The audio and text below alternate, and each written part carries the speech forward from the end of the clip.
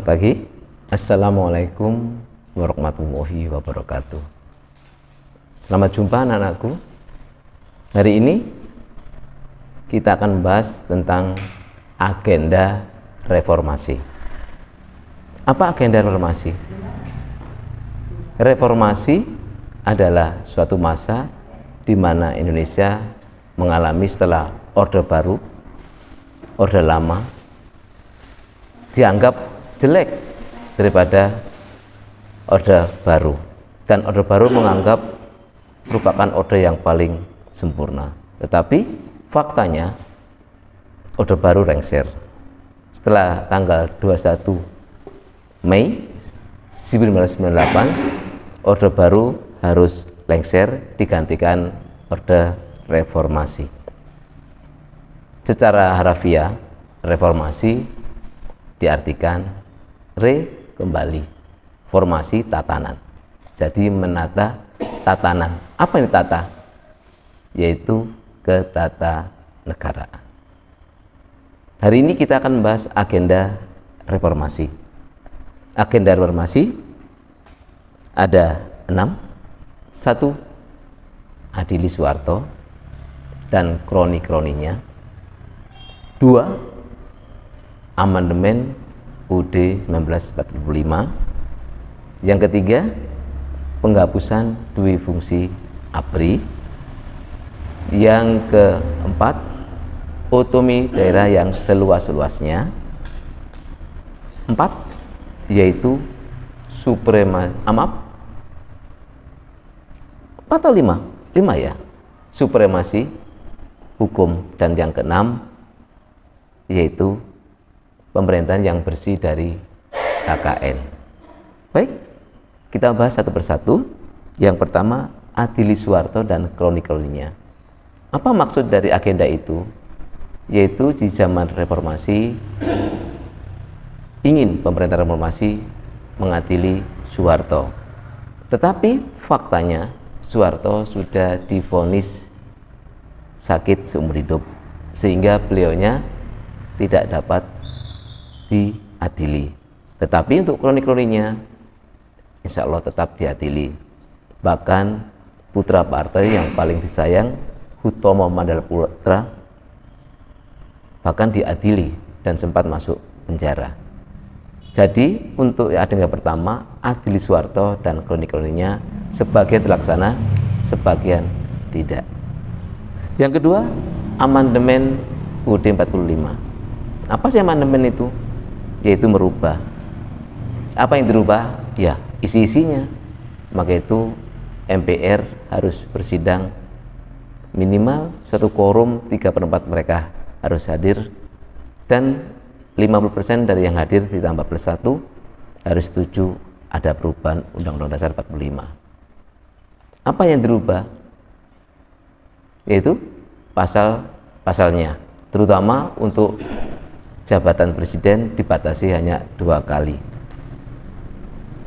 Kenapa 2 kali? Karena selama ini pembatasan presiden tidak ada batasnya.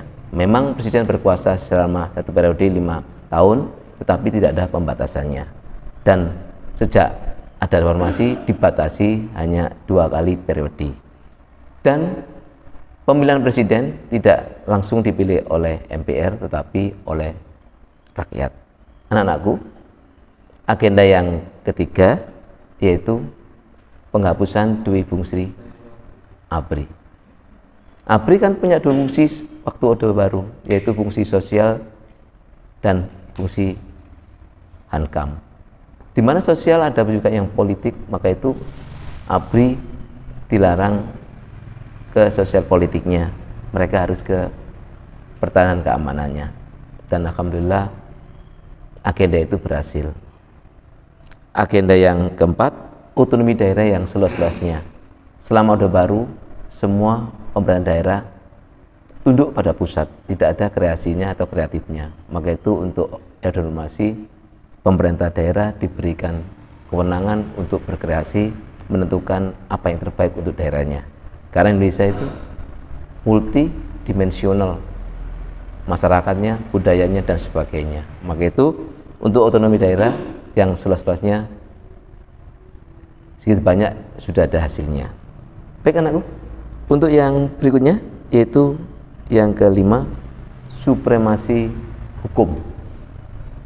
Selama ini hukum dipandang sebagai panglima keadilan, panglima yang memperjuangkan kesetaraan, persamaan, semua warga negara sama dalam hukum. Faktanya di Orde Baru, hukum hanya berpihak pada suatu kelompok, suatu golongan. Rakyat banyak seakan-akan tidak pernah diperhatikan. Maka itu ada yang mengatakan hukum di masa Orde Baru maju tak gentar, membela yang bayar. Tetapi Orde Baru lupa bahwa hukum setara untuk seluruh rakyat. Maka itu di Orde Reformasi, hukum dikembali lagi menjadi panglima tertinggi dalam keadilan. Soal nanti berhasil enggak? Ya kita tunggu, karena hukum masih berjalan. Yang terakhir, agenda reformasi yaitu pemerintahan yang bersih dari KKN. Apa sih KKN? KKN adalah korupsi, kolusi, dan nepotisme. Bisa nggak negara kita memberantas itu? Rasa-rasanya sulit, karena itu sudah budaya. Tapi tidak ada kata sulit kalau kita mau. Korupsi, kalau kita menggunakan uang yang bersumber dari APBN dan APBD, digunakan tidak pada tempatnya atau tidak pada peruntukannya, itulah korupsi.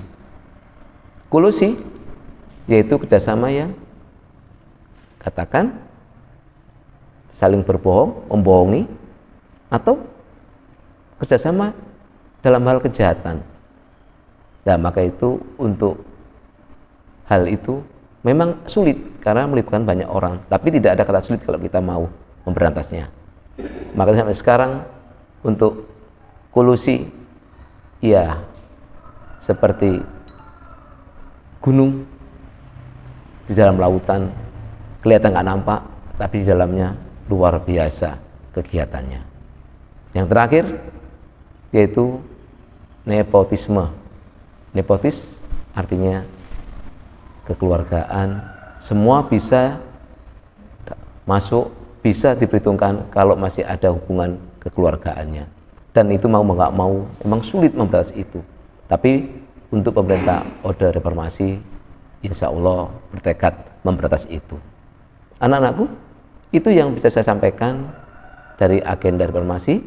Seorang lagi, ada 1, Adili Soeharto dan kroninya. 2, amandemen UUD 45. 3, penghapusan dui fungsi ABRI. 4, otonomi daerah yang seluas-luasnya. 5, supremasi hukum. Dan terakhir, pemberantasan korupsi, terutama di dalam pemerintahan. Baik, semoga kalian bisa mengerti. Sampai berjumpa lagi di pokok bahasan yang berikutnya. Assalamualaikum warahmatullahi wabarakatuh.